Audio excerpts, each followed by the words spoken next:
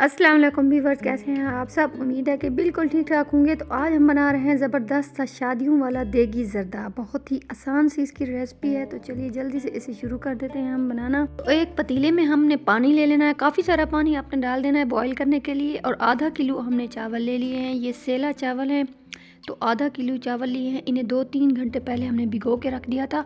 उसके बाद पानी से निकाल कर इसे अच्छी तरह से धो के साफ़ करके इसमें हमने शामिल कर देना है। उबलते हुए पानी में इसे हमने डाल दिया है।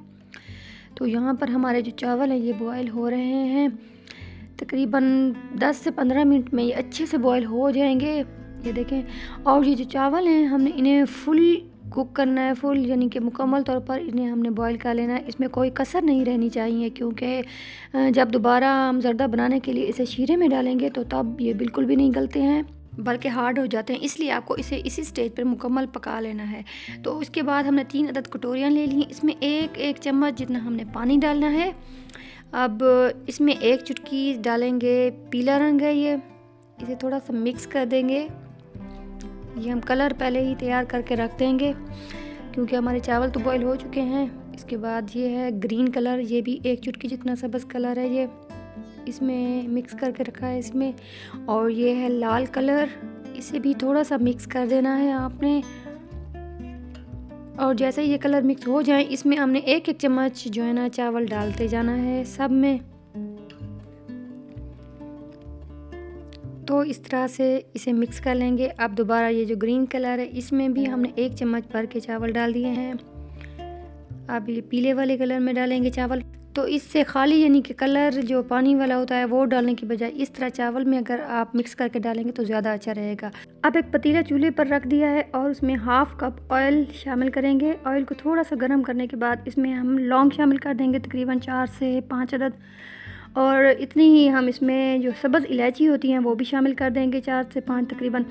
तो इन्हें हम थोड़ा सा हल्का सा कड़कड़ा लेंगे। उसके बाद इसमें हम थोड़े से ड्राई नट्स शामिल कर देंगे। ये थोड़े से काजू हैं और ये है बादाम, ये है खजूर। इसके बाद इसमें हम शामिल करेंगे किशमिश। तो जितनी आपको जो भी ड्राई फ्रूट आपको पसंद हों आप शामिल करें, या सिर्फ बादाम शामिल कर दें। तो थोड़ा सा हमने इन्हें यहाँ पर रोस्ट कर लेना है, क्योंकि ये रोस्ट किए हुए नहीं थे। अगर आपके रोस्ट किए हुए हों ड्राई नट्स वगैरह तो इन्हें आप दम वाली स्टेज पे भी डाल सकते हैं। इसके बाद अब हमने चीनी शामिल कर दी है इसमें। तो जितने चावल लिए थे उतनी ही चीनी है, यानी 1/2 kg चावल और 1/2 kg चीनी। अब चीनी को यहाँ पर मेल्ट करेंगे। 1/4 कप दूध शामिल किया है इसमें हमने। दूध को थोड़ा सा मिक्स करेंगे। इसके बाद अब हम 1/4 कप इसमें पानी का डाल देंगे। टोटल ये हो गया 1/2 कप। तो इस तरह से अगर आप दोनों चीज़ें डालना चाहें तो डाल सकते हैं, लेकिन अगर आप कोई एक चीज़ डालना चाहें तो वो भी कर सकते हैं, यानी आधा कप दूध या फिर आधा कप पूरा पानी का भी डाल सकते हैं। तो चीनी को यहाँ पर हम मेल्ट करने तक पकाएंगे। इसका शीरा बनाएंगे, लेकिन कोई तार वगैरह नहीं बनानी है हमने।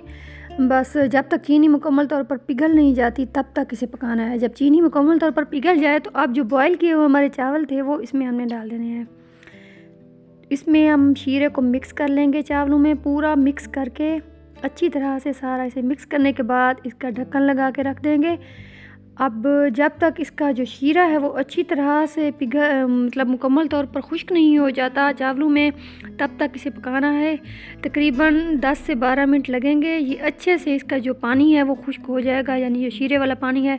जब वो शीरे वाला पानी अच्छी तरह से खुश्क हो जाए तो दोबारा आपने आराम से एहतियात के साथ चावलों को थोड़ा सा मिक्स कर लेना है।